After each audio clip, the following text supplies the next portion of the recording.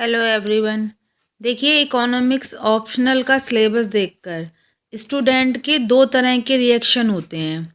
एक रिएक्शन होता है कि जो डर जाते हैं और पीछे हट जाते हैं, और दूसरे वो होते हैं जो ये समझते हैं कि ये 300 प्लस मार्क्स का शॉर्टकट है।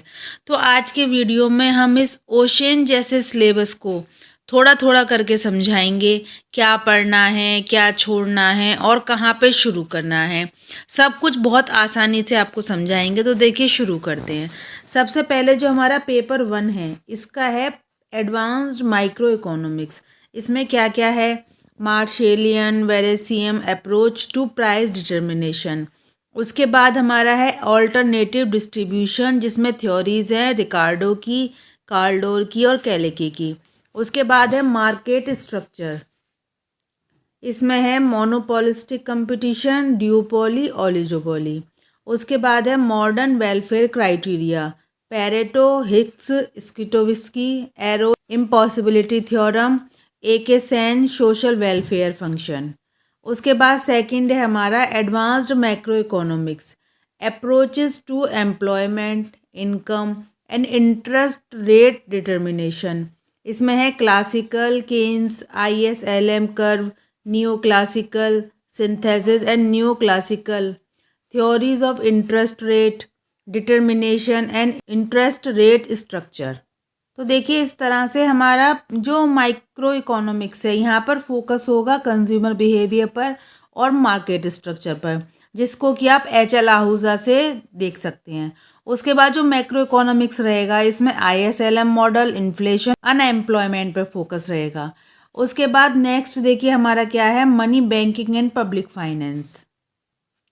तो देखिए इसमें क्या है, demand for and supply of money, money multiplier, quantity theory of money, जिसमें क्या है, फिशर है, पीगू है, फ्रिडमैन है, और Keynes theory on demand for money, goal and instrument of monetary management in closed and open economics, relation between the central bank and treasury, proposal for ceiling on growth rate of money. उसके बाद next है public finance at its role in market economy, in stabilisation of supply, allocative of resources and in distribution and development, sources of government revenue, forms of taxes and subsidies, their incidence and effect, limits to taxation, loan, crowding out effect, and limit to borrowing, public expenditure and its effect। तो एक तरह से public finance जो है tax और physical policy पे base रहता है। और देखिए हमारा नेक्स्ट है इंटरनेशनल इकोनॉमिक्स, जिसमें कि हेक्सर ओहलिन और बैलेंस ऑफ पेमेंट ये हमारा मेन रहता है। इसमें क्या है, old and new theories of international trade, comparative advantage, terms of trade and offer curve, product cycle and strategic trade theories, trade as an engine of growth and theories of underdevelopment in an open economy, forms of protection, tariff and quota। उसके बाद है balance of payment, adjustment, alternative approaches. उसके बाद है price versus income, income adjustment under fixed exchange rate, theory of policy mix, exchange rate adjustment under capital mobility. उसके बाद है floating rate and their implications for developing countries currency boards. Next है trade policy and developing countries. उसके बाद है BOP, adjustment and policy coordination in open economy macro model. उसके बाद है स्पेकुलेटिव अटैक्स। उसके बाद है trade bloc and monetary union. उसके बाद है WTO, TRIMS, TRIPS, domestic measure, different round of WTO talks. ठीक है। उसके बाद देखिए हमारा है ग्रोथ एंड डेवलपमेंट। इसमें मेनली क्या होता है, सोलो, हैरेड डॉमर और लुइस मॉडल। तो क्या है इसमें, थ्योरीज ऑफ ग्रोथ में Harrod model, Lewis model of development with surplus labour, balanced unbalanced growth. Next है human capital and economic growth, research and development and economic growth. देखिए next है हमारा process of economic development of less developed countries, Myrdal and Kuznets on economic development and structural change, role of agriculture in economic development of less developed countries, economic development and international trade and investment, role of multinationals, planning and economic development, changing role of market and planning, private public partnership, welfare indicator and measures of growth, human development, the basic needs approach, development and environmental sustainability, renewable and non-renewable resources, environmental degradation, intergenerational equity development. अब देखिए हमारा है paper second. देखिए जो paper second होता है ये उन लोगों के लिए आसान होता है जो करंट अफेयर से जुड़े रहते हैं। ठीक है, इसमें देखिए क्या क्या है, Indian economics in post independence Ira.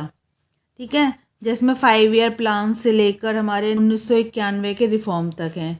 Land system and its change, commercialisation of agriculture, drain theory, laissez faire theory and critique, manufacture and transport, jute, cotton, railway, money and credit, Indian economy after independence. उसके बाद है pre liberalisation era, contribution of Vakil, Gadgil and VKRV Rao, agriculture land reform, land tenure system, green revolution and capital formation in agriculture, industry trend in composition and growth, role of public and private sector, small scale and cottage industries, national and per capita income, pattern, trend, aggregate and sectorial composition and changes therein, broad factor determining national income and distribution, measures of poverty, trend in poverty and inequality. Next है हमारा the post liberalisation era, new economic reform and agriculture, agriculture and WTO, food processing, subsidies, agriculture prices and public distribution system, impact of public expenditure on agriculture growth, new economic policy and industry, strategy of industrialisation, privatisation, disinvestment, role of foreign direct investment and multinationals, new economic policy and trade, intellectual property rights, implication of TRIPS, TRIM, GATE and new EXIM policy, new exchange rate regime, partial and full convertibility, capital account convertibility, new economic policy and public finance, Fiscal Responsibility Act, 12th Finance Commission and Fiscal Federalism and Fiscal Consolidation, new economic policy and monetary system, role of RBI under the new regime, planning, from center planning to indicative planning, relation between planning and market for growth, and decentralized planning, 73rd and 74th constitutional amendments, new economic policy and employment, employment and poverty, rural wages, employment generation, poverty alleviation schemes, new rural employment guarantee schemes। तो देखिए paper 2 में सिर्फ theory काम नहीं आएगी, यहाँ आपको data और इकोनॉमिक सर्वे का भी ध्यान देना होगा।